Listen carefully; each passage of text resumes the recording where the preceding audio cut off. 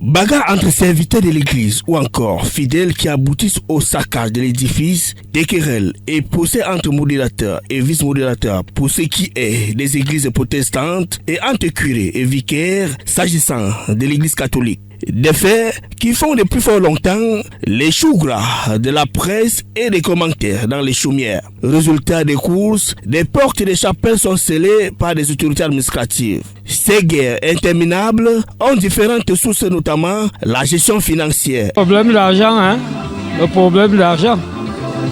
Toutes les discussions du monde, même maintenant, c'est à cause de l'argent. Même dans les églises. Les gens font les affaires dans les églises.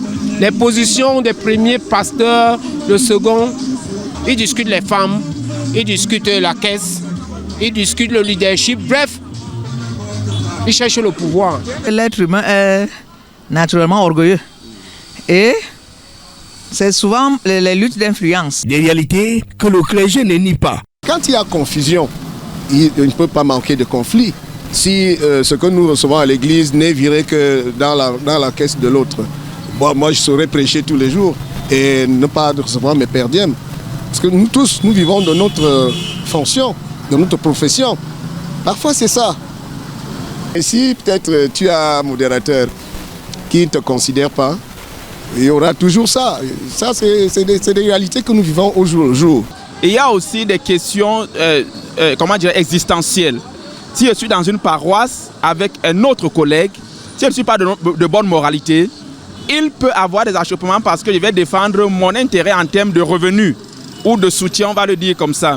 Donc, il peut donc commencer à chercher des querelles à mon collègue pasteur. Ajoutez à ceci l'excès de zèle et certaines positions doctrinales et même sociales des leaders ecclésiastiques. Ce n'est pas nécessairement un problème d'argent, de dîmes. Ça peut être l'organisation pastorale, ça peut être les prises de position par rapport aux situations telles que l'avortement, l'euthanasie, le transfert des organes.